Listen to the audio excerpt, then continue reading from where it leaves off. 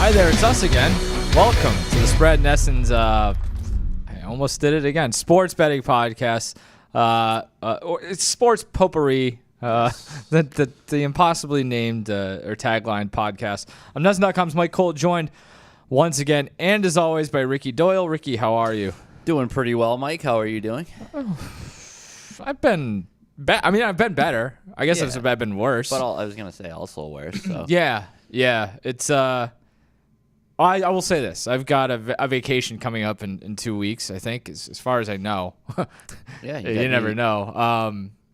So you're going to be on your own. Yeah. This is I'm already looking ahead. I'm scouting, given if you will. There's some candidates. Given the way things are going, this feels like a line in the sand. I know in the past we've kind of tried to make it work remotely, but this quite literally is a line in the sand. I will be on the beach Wednesday afternoon, rain or shine, at 2 o'clock, just to know that I'm not having to deal with this. It's good to get some reps for the next generation. That's true. So we need to whatever it is that we pass the torch on, or the torch is ripped from our cold dead hands, which is probably the more likely scenario, right?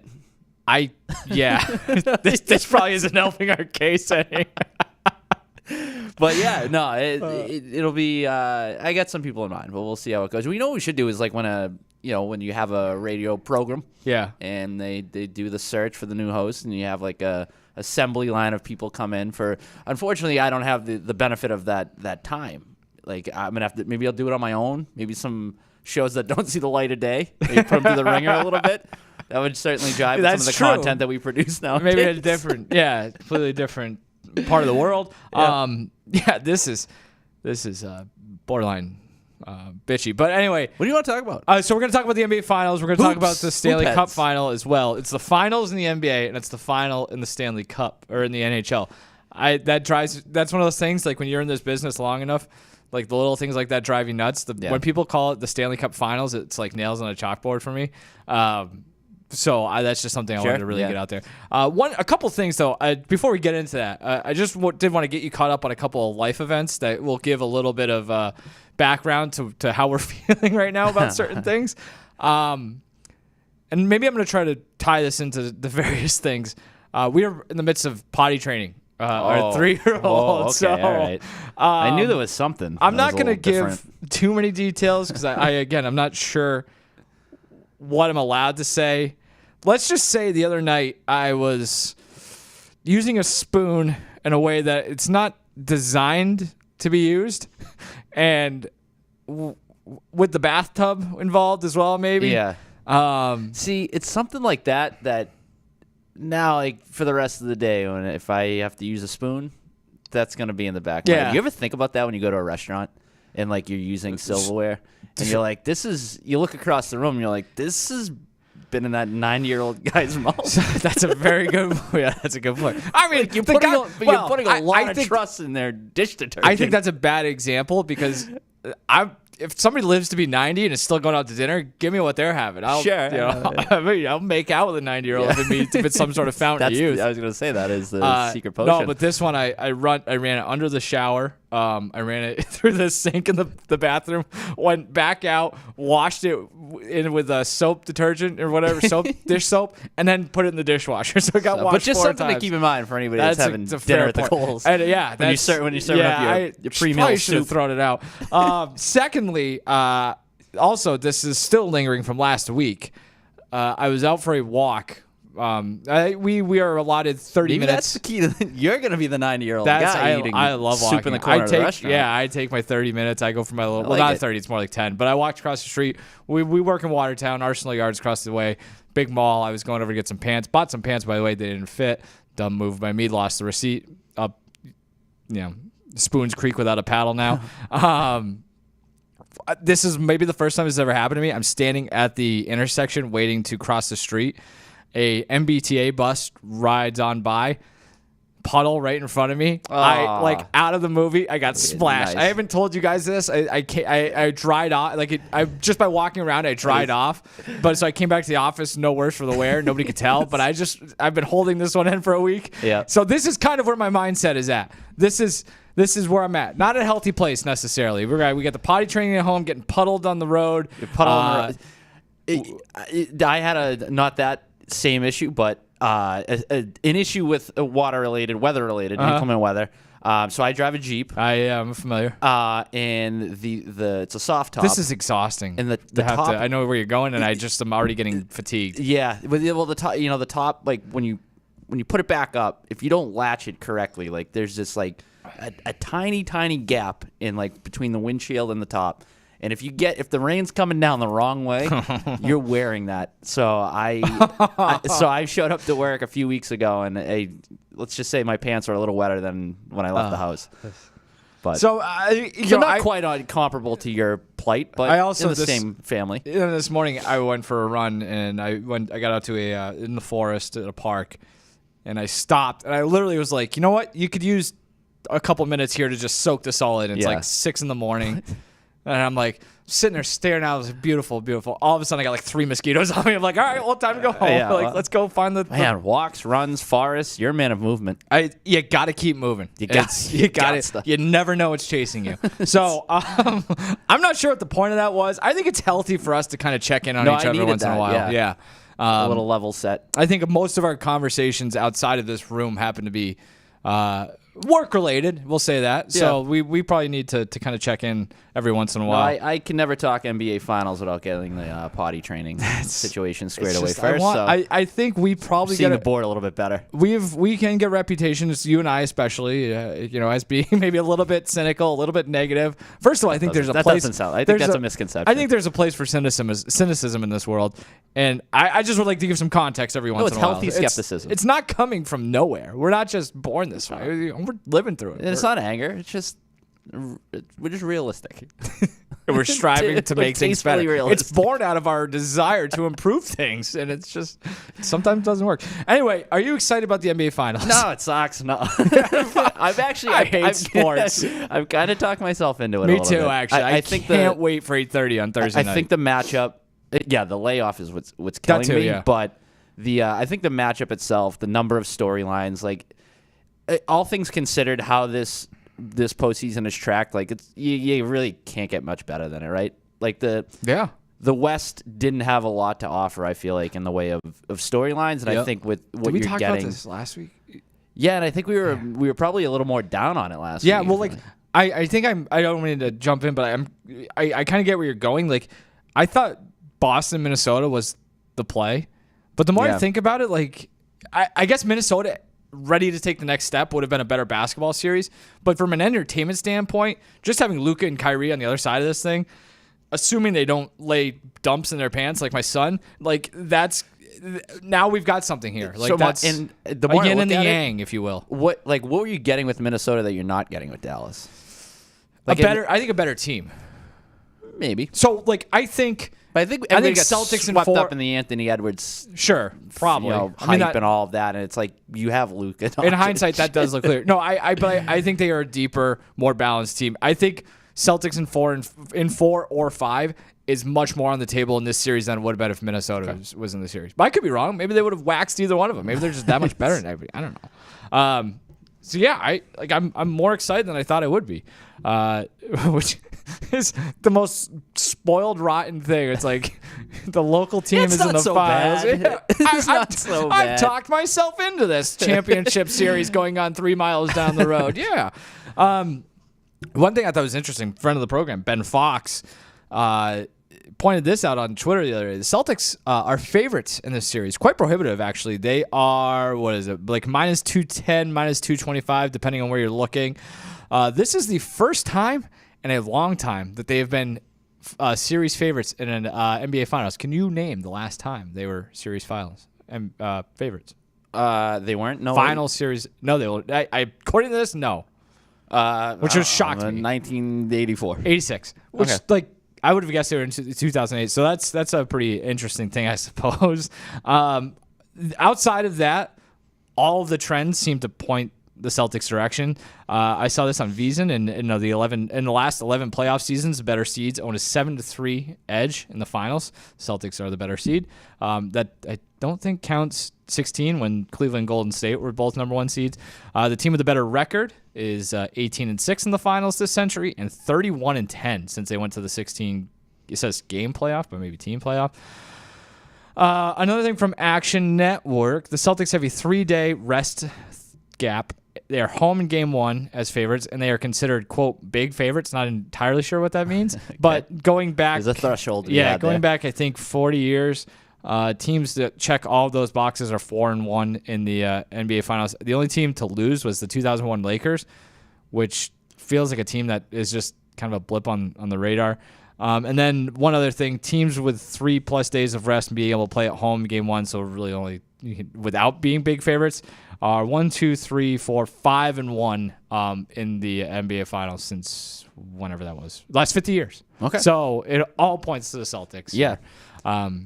Yet I feel like the national narrative is sort of there's more support for Dallas than I anticipated 10 days ago.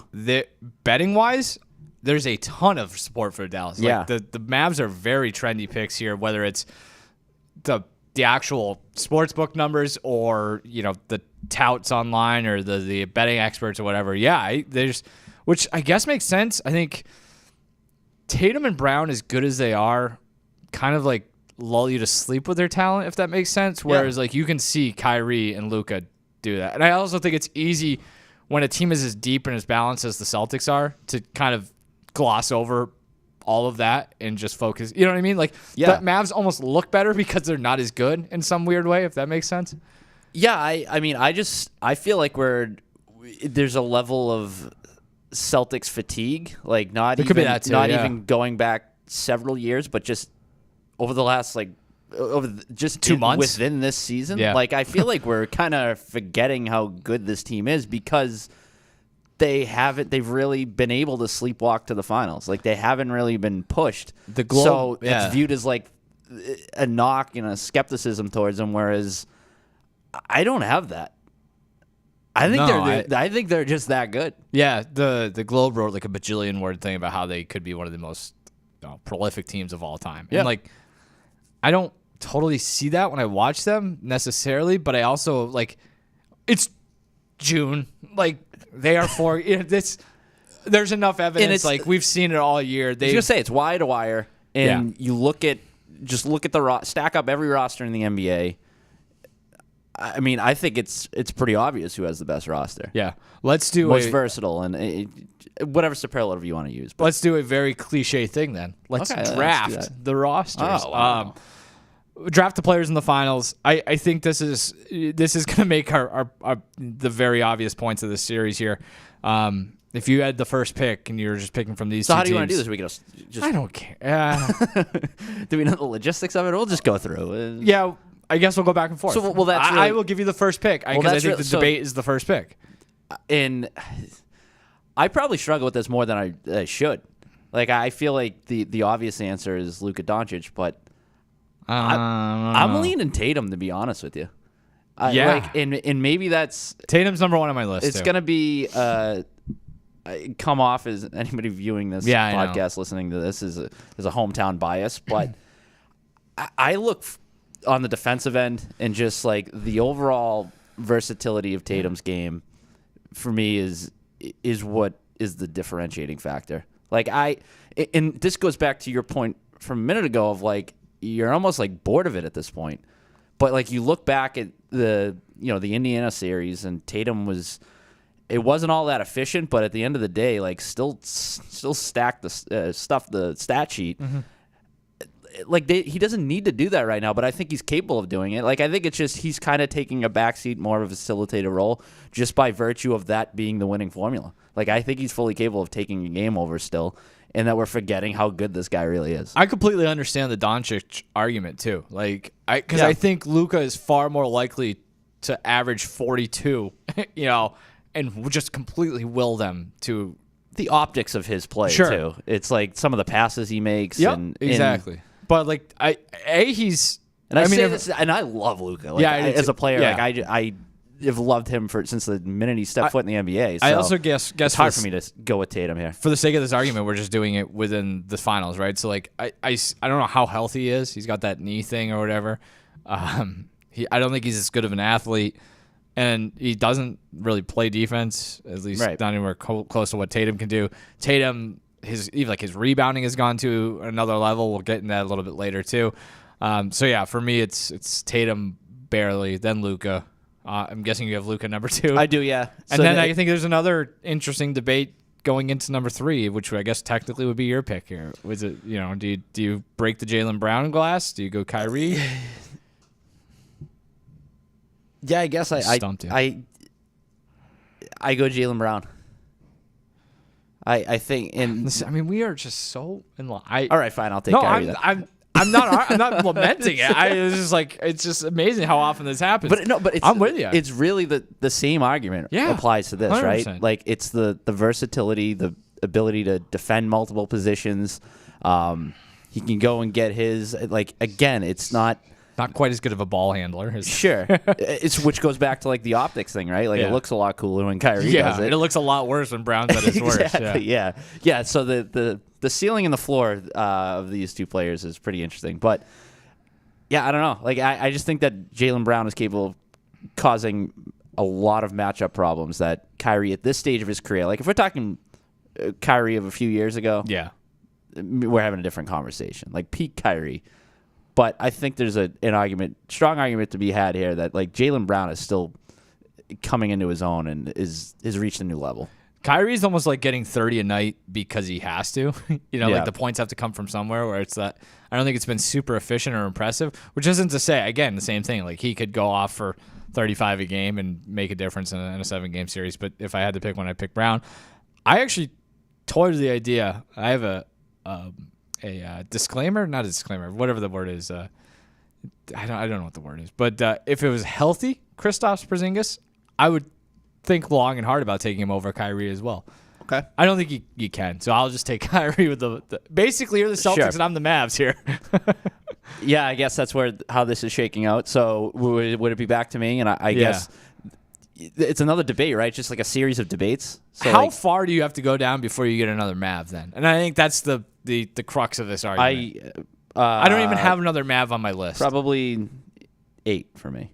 You'd have to go 8 more, or no, down to position 8. Yeah, you got Tatum, Luka, Kyrie, Jaylen Brown, and then for me right there, it's again the Porzingis' health. If we factor that in, qualifier was the word I was looking for. I guess that knocks him down a peg. The debate right there is Drew Holiday or Derek White. I lean towards Drew Holiday. I had Holiday ahead of White, and then I just ended my list. Yeah, it's just but the next Mavericks player is probably Derek Lively. I suppose from I'll take your word. An upside standpoint, and then you just got these interchangeable wings that it might stink, or they might be it's kind of a collection of whatever. Which is how I feel about the series in general, right? It's just the Celtics can beat you in so many different ways on both ends of the floor.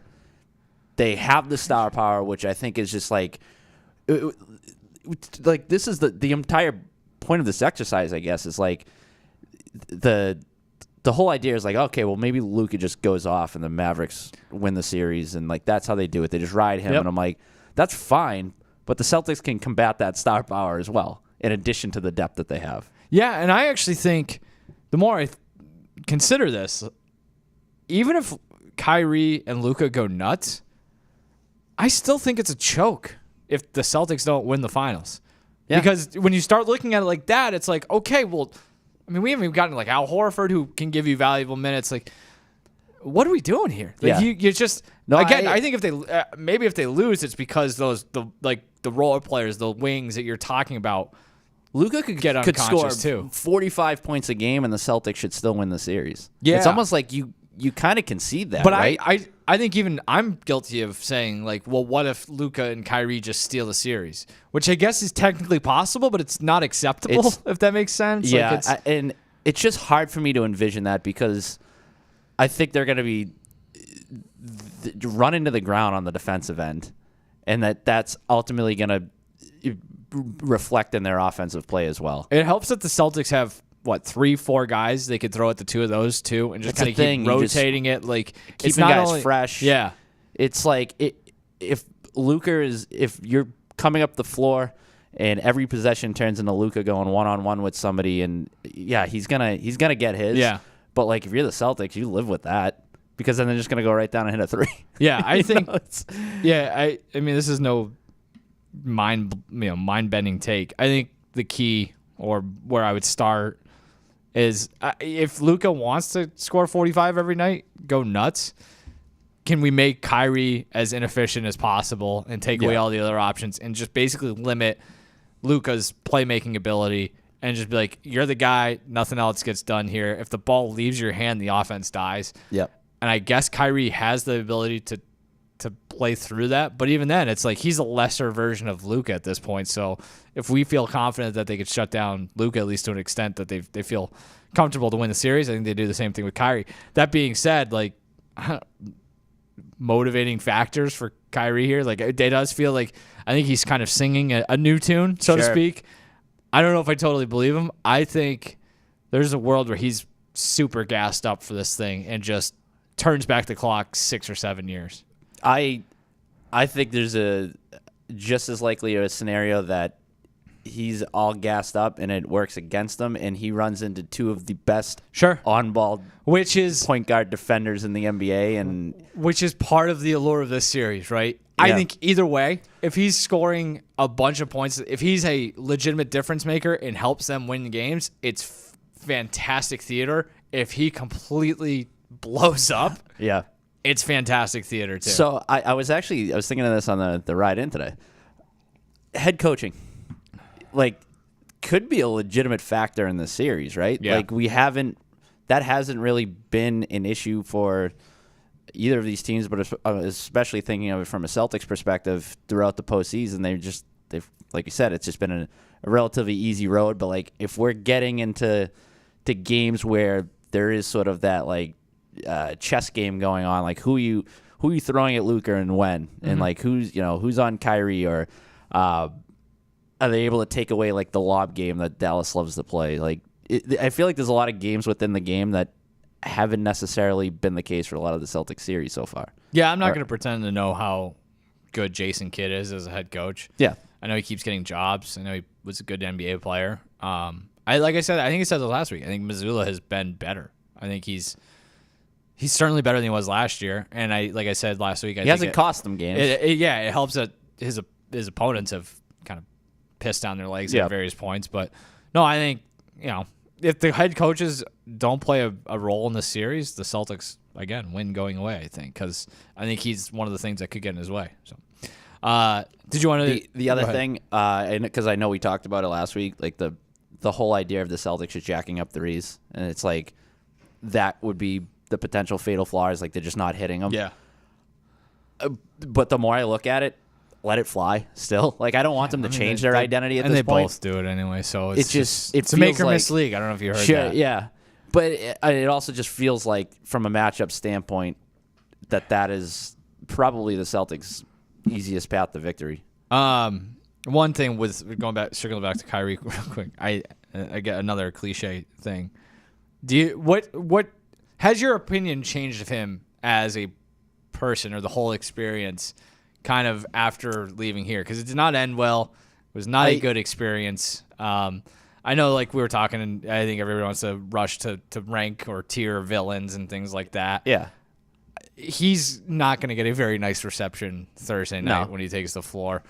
Is that, I don't know if I want to call, I don't know if fair is the right word, but warranted is it? I mean, what do you think of the guy at this point? It seems like you just don't care. No, I just don't. I don't trust him. I don't, like, he's one of those people. I'm like, I don't trust you, dude. I just like this whole, newfound, whatever you want to call it. Like, he's all of a sudden this changed man, accepting this role as the secondary player and this leader. And it's like, it's whatever. I think it's actually like a possibility that stuff is real for now, where it's like it's an end. I guess that's how I would frame it. Where it's like, this is all being motivated by how badly he wants to shove it up everyone around here's ass. Like, yeah, But if he also requests a trade next year, would you be shocked?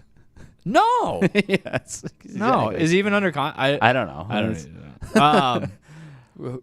Do you have a submission for biggest Boston sports villain of all time, or biggest nemesis? I don't know. Like, my head just, maybe this is just the virtue of when we grew up and when we're most impressionable as it relates to sports. It's A-Rod is just the guy in this region that. I was going to go Clemens. So okay. But I think it's the same idea. I think back, if you really want to go back to like when baseball mattered, and that was like that run, right, from 95 when they won the division through the end of A-Rod's tenure, basically. Yeah. It's like, I think those two guys were basically synonymous with that. The thing with like Clemens is he was everyone's villain. Sure, yeah. So I guess I guess you could say that's fair too. A-Rod. Yeah, A-Rod's probably not very liked in Seattle and Dallas Fort Worth area. So yeah, but I mean, office. I don't think Kyrie is necessarily in that same ballpark, but he's up there. Yeah, I think if Kyrie was coming back. And he leans into it, if it was, which I kind of like. I know this can't happen in the finals, but if this was like the Nets and it was still fresh and it's Durant and it's like this is the guy he sought out and like this is what he was trying to shove it, Yeah. Like so that would be one thing. Or if LeBron, if they came back, if he was on the Lakers and that happened, it'd be a different story. Like this feels kind of like a happy accident that Dallas has these two guys. So. It doesn't Everybody feel kind of forgot about Kyrie until like you were midway through that Mavericks T-Wolves series, and you were like, "Oh, wait a second, yeah, Kyrie plays for Dallas." Like, well, the other thing too, like it doesn't.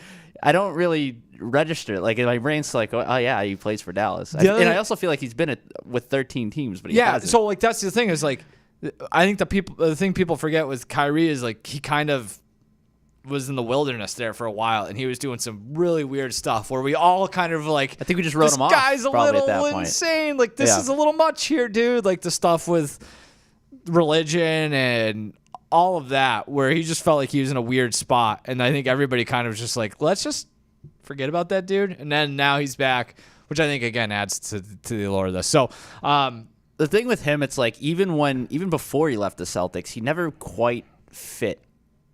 Like, just something felt a little off. Well, now like it feels like Tatum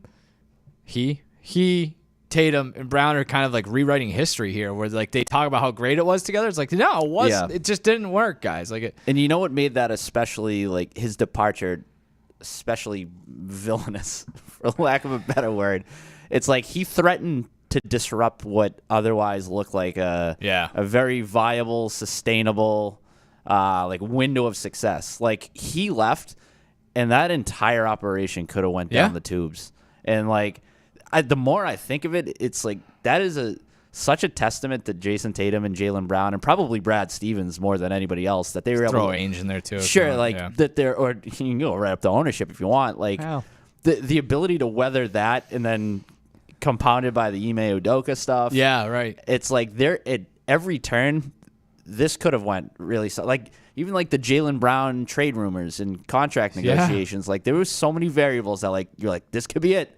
Like this team it's volatile. This is a tough mix, and here they are.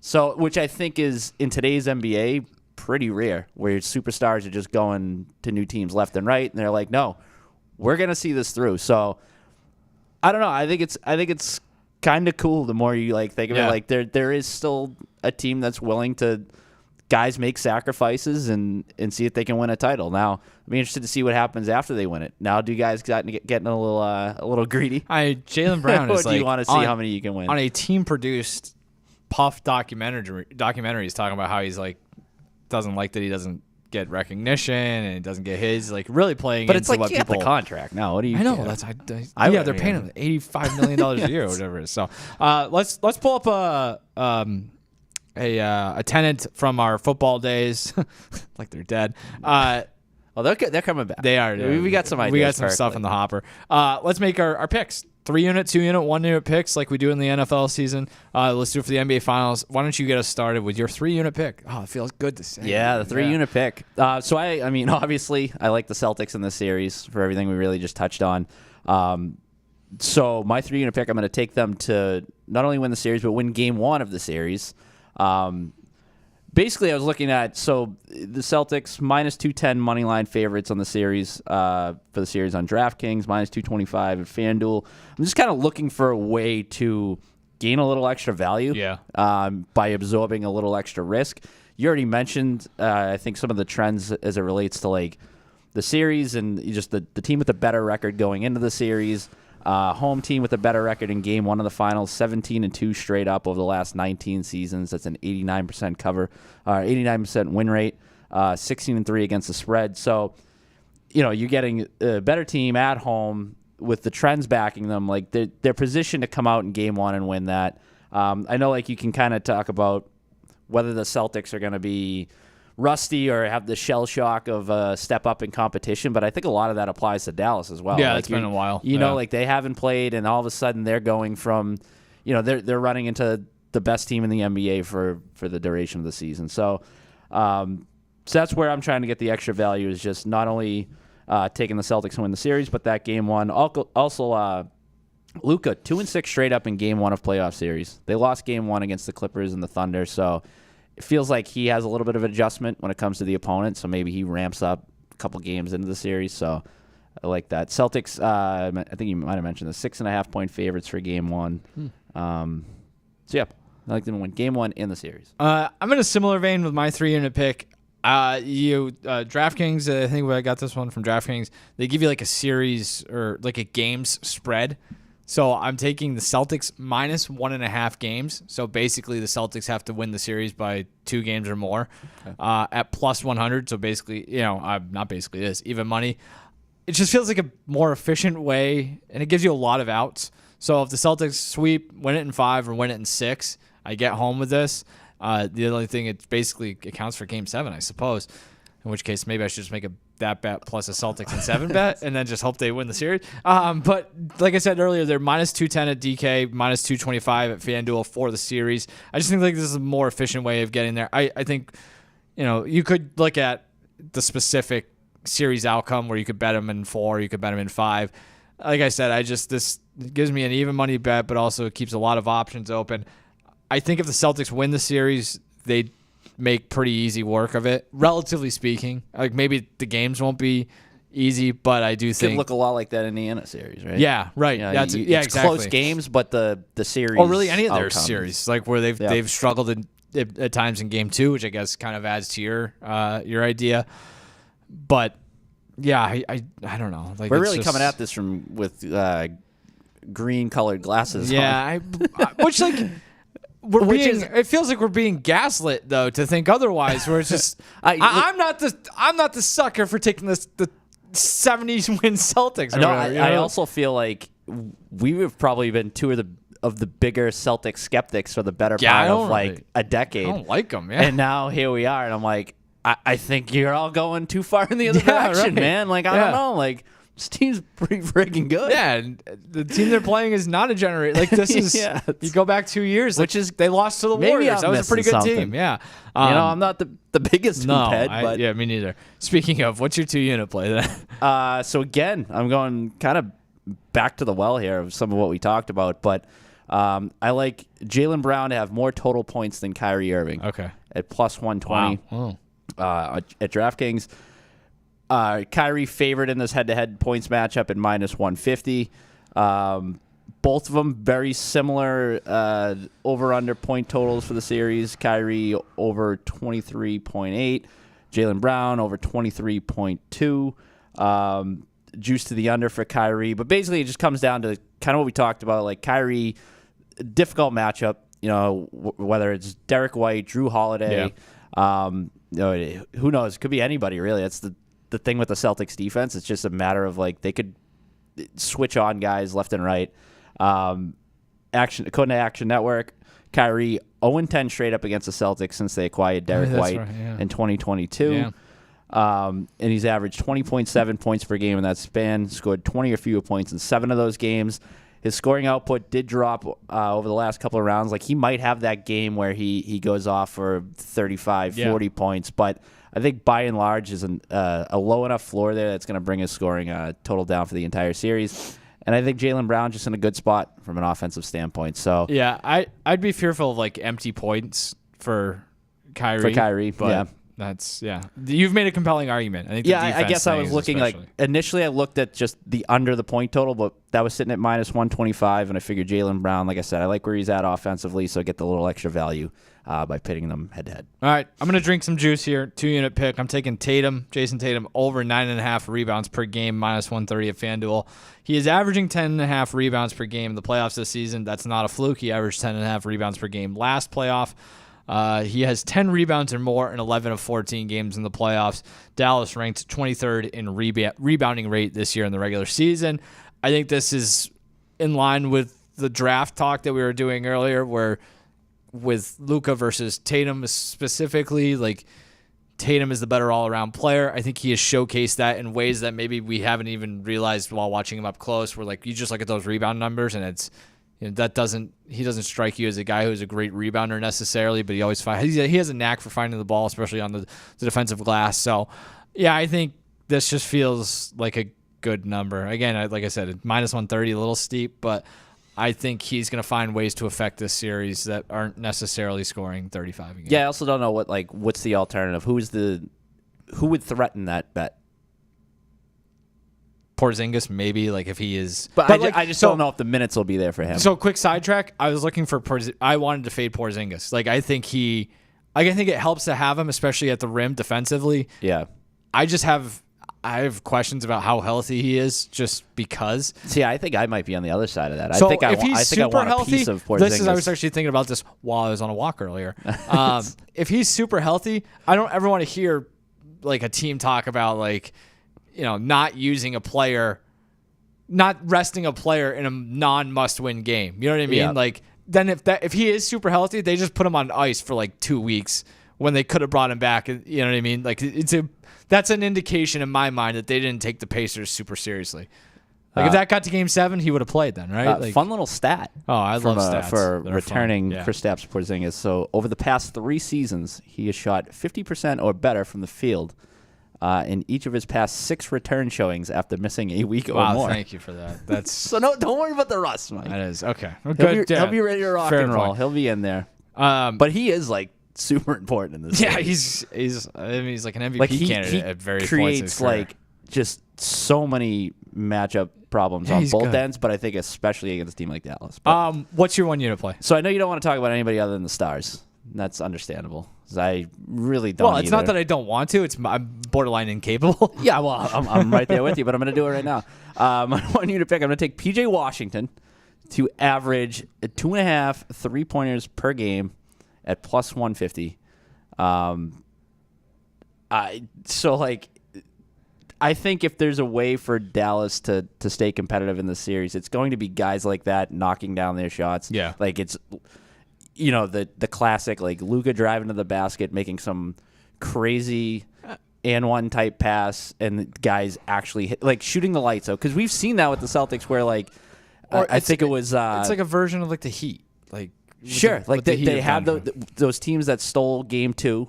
Just one. I mean, like going back last year, where it's all of a sudden guys you don't expect are raining threes down on you. But I think we've seen it this postseason too, where like the games that teams did steal from the Celtics. Or when they just shot the lights. They just shot well, yeah. Yeah, and it's just not, maybe it's not sustainable for a 7-game series, but like the opportunities are going to be there. Yeah. And I think that the Celtics will take that. Like they'll give them those opportunities, make those guys beat you. So I look at that. It's just a matter of him cashing in and like, I don't know, maybe like I used PJ Washington. The bet was there, but like you could apply that to one of these other wing players, Derek Jones, whoever. But yeah, so at +150 at DraftKings, PJ Washington averaged 2.5 3-pointers per game. Rather have PJ Brown, to be honest with you. Not from 3-point. You know what I also did look at was Tatum Most Total Threes +650. He's going to be chucking them. Yeah, he doesn't shoot well though. He hasn't in the playoffs, but I don't know how good of a 3-point shooter he is. I think it's kind of a volume thing. Fair. Like I think so. Luka is the favorite in that market, followed by Derek White, I believe. And then Tatum at +650. Yeah, he's going to play a lot. He's going to shoot a lot. So, minutes, volume, all going to be there. My 1-unit play is basically just a hedge and a chance to diversify my portfolio here. I'll take Kyrie MVP 22-1. That's a pretty big number. For him, talk about just really zigging after well, zagging. I just for the need to have a entire little show. bit of. I got to cover myself. A little insurance. For the Mavs, 70 shot of winning, Kyrie and Luka have to play out of their minds. Perhaps like the narrative thing leads to more votes. Again, you're talking about a voting-based award. I go back to 2016. He was nails in that entire series. At least after Cleveland went down in the series, they won. What did they win the last 3 games? I think he scored 41, 23, and 26, and then he hit that dagger in Game 7. That's on the table, at least. For 22-1, I'll take it. So, let's get to hockey before we get out of here. There's the Stanley Cup Final starts this weekend. I think Saturday, if I'm not mistaken. Yep. We've got the Edmonton Oilers taking on the Florida Panthers. Panthers minus 130 favorites at DraftKings. Oilers plus 110, but that's pretty close. That's basically a coin flip, I suppose. Is there?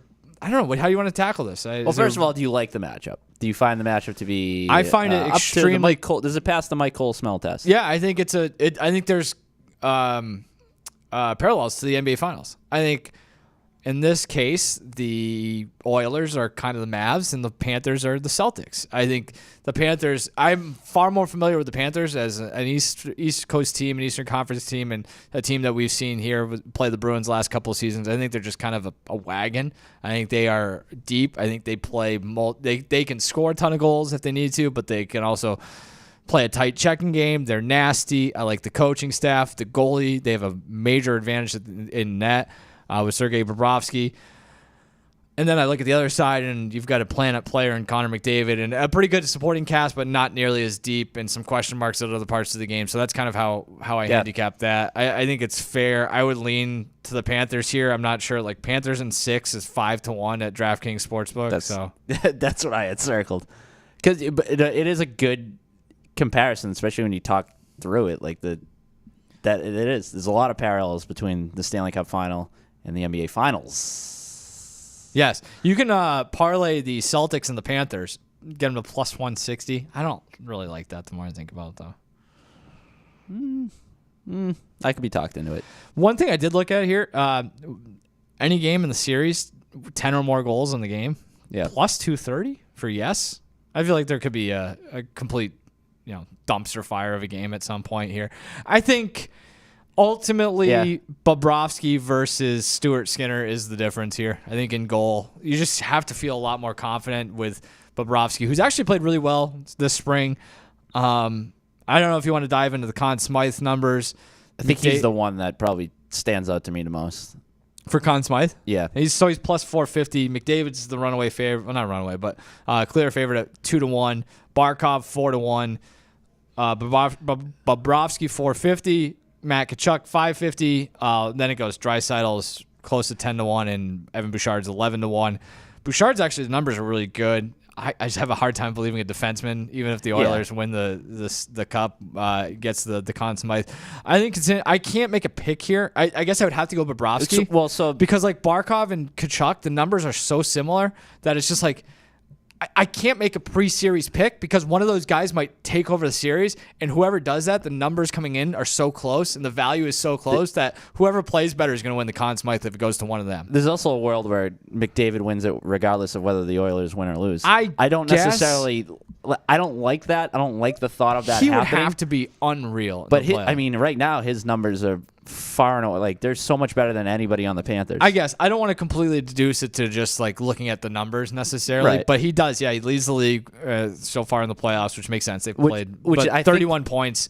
Next is Draisaitl at 28, and after that is Bouchard at 27. So they are just I think this is why I'm leaning Bobrovsky, because it's like I don't know if the Panthers have anybody from like an offensive output standpoint that can really contend with that.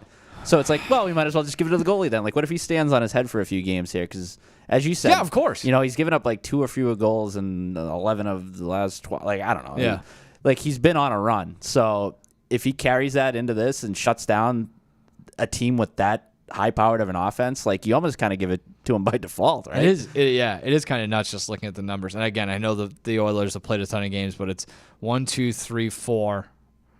5 of the top 7 points leaders in the playoffs so far have been Oilers. I mean, I guess maybe like a guy like Hyman, you can make a case for. He scored 14 goals. Maybe he scores a bunch. But I guess the more I talk through it, if the Panthers win the cup, it's probably going to be Bobrovsky. That's just the way it goes. We both like Panthers in 6 and Bobrovsky, so there you go. Take it to the bank. Any other bets you like before we get out of here? In the Stanley Cup final, or generally speaking? I like that one you had. No. The 10-goal one. That's the one. What about so there's plus 145 odds for at least 2 games or each overtime.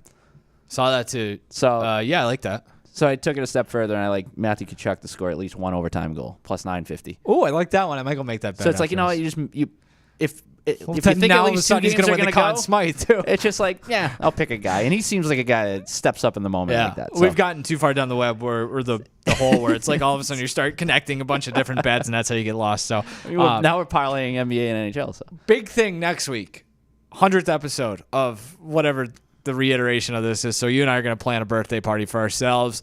Also, the U.S. Open's next week, my last show before vacation. So there's a lot going on next week. But this has been delightful. We'll check in again about these 2 final series. We'll be here. The NBA Finals goes until like August, so we'll have plenty of time to talk about that as well. Ricky, it's been a pleasure as always. Let's go do some write about some other sports in other cities, and we'll go for a run, a walk. Change a diaper. Get some bug spray too. Yeah, keep away from the spoons. Thanks for joining us on The Spread. See you again next week.